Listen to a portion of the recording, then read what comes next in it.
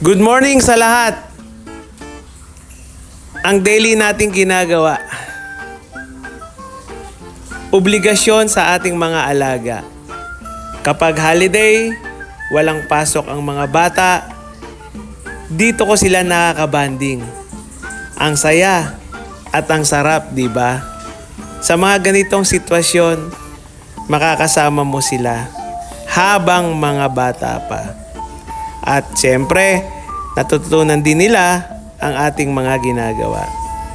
Dahil ang bilis ng panahon, darating ang time na lalaki sila. Gagawa ng sariling desisyon sa buhay. Lalayo at gagawa ng sariling pamilya. Kaya habang mga bata pa, gawin mo na lahat para makalaro sila.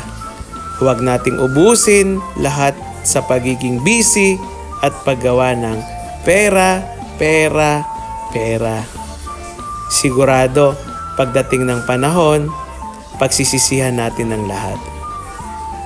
At isa lang ang masasambit natin. Sana kung may babalik ko lang ang panahon.